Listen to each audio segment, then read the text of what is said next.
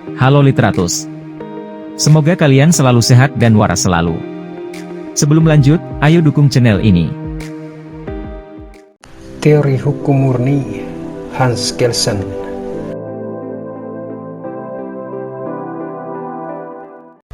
Pemikiran Kelsen tentang teori hukum murni ia tuangkan dalam bukunya yang berjudul The Pure Theory of Law.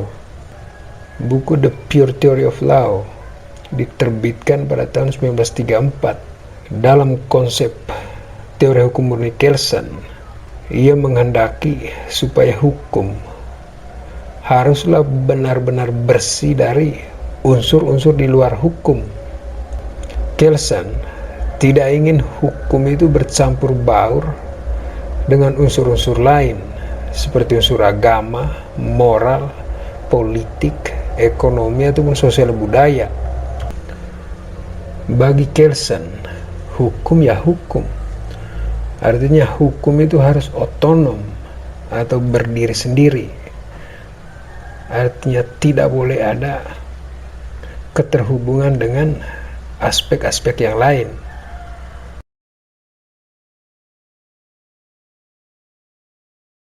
Ada 3 manfaat utama dari pemikiran teori hukum murni Hans Kelsen. Pertama, dengan hukum itu bersifat otonom, maka hukum yang dihasilkan tidak tersandra oleh kepentingan-kepentingan politik ataupun kepentingan kekuasaan.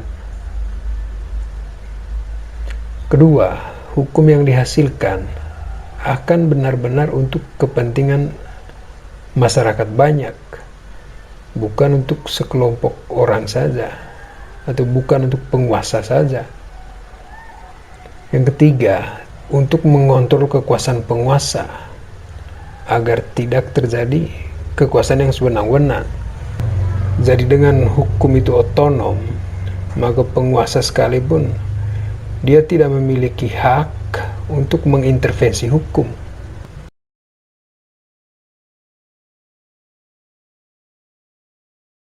Namun di lain sisi, teori hukum murni Kelsen harus diakui tidak lagi relevan dengan konteks berhukum sesuai dengan perkembangan masyarakat dan zaman. Saya katakan tidak relevan karena dalam berhukum dewasa ini dikehendaki supaya setiap unsur kehidupan bernegara itu wajib saling menopang satu sama lain.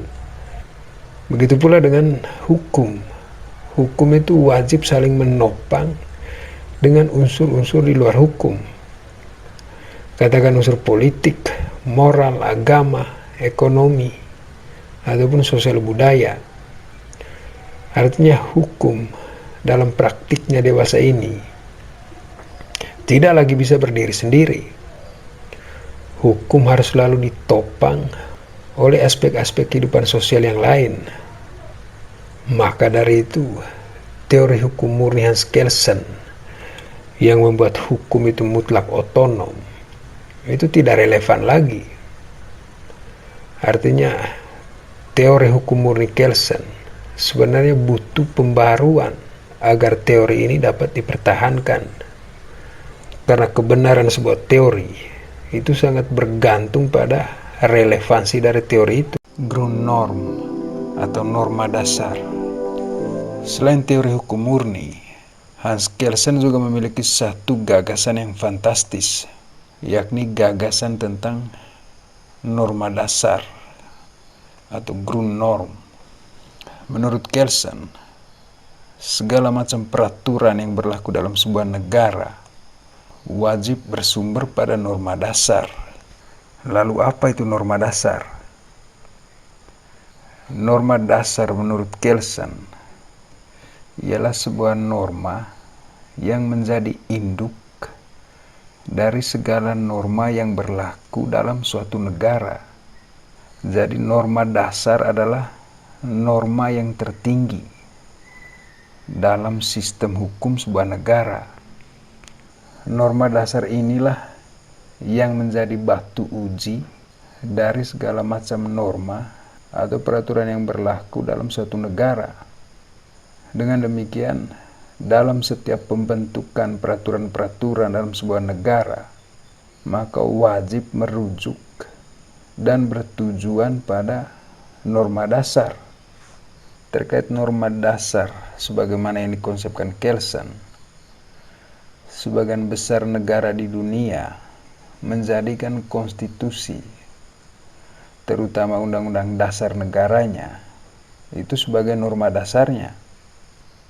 Namun, bagi negara Indonesia, norma dasar negara kita sesuai dengan konsep norma dasar Hans Kelsen itu bukan Undang-Undang Dasar 1945. Norma dasar negara kita adalah Pancasila.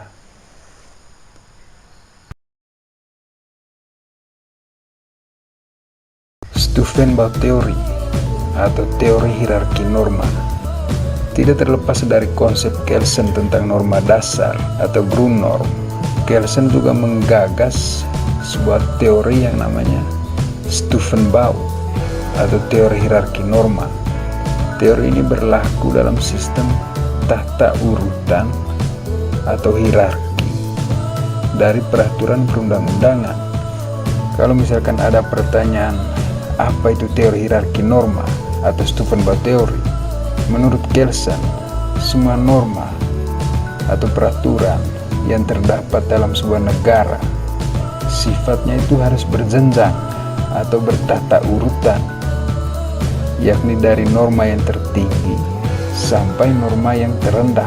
Kalau dalam konteks sistem norma negara Indonesia, maka norma dasar atau norma tertingginya itu Pancasila, dan norma terendahnya itu peraturan daerah, sebenarnya peraturan desa. Dalam Stufenbau teori ini, Kelsen menghendaki supaya keberadaan segala norma dalam sebuah negara haruslah berurutan dari norma yang tertinggi, yakni norma dasar sebagai puncak norma, untuk kemudian diturunkan pada norma-norma yang lain yang kedudukannya lebih rendah. Hans Kelsen juga menetapkan bahwa prinsip Stufenbau teori adalah: pertama, setiap norma tidak boleh bertentangan dengan norma yang lebih tinggi kedudukannya. Kedua, tidak boleh ada norma yang bertentangan dengan norma dasar. Ketiga, kalau ada norma yang bertentangan dengan norma dasar atau dengan norma yang lebih tinggi, maka norma atau aturan tersebut tidak boleh sah berlaku. Dalam kenyataannya, Stufenbau teori ini dipastikan berlaku dalam sistem hukum negara-negara modern, karena memang tata urutan norma atau hierarki norma sangatlah berguna dalam penyelesaian pertentangan norma. Dengan adanya teori hierarki norma ini juga, maka setiap norma yang berlaku dalam sebuah negara tidak saling tumpang tindih.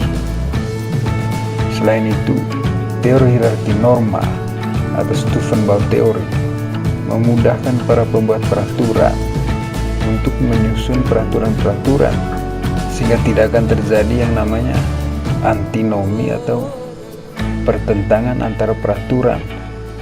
Dengan Stufenbau teori ini juga, prinsip keberlakuan norma, yakni lex superiori derogat legi inferiori, atau peraturan yang lebih tinggi tingkatan yang mengalahkan peraturan yang lebih rendah, akan dapat berlaku dengan baik.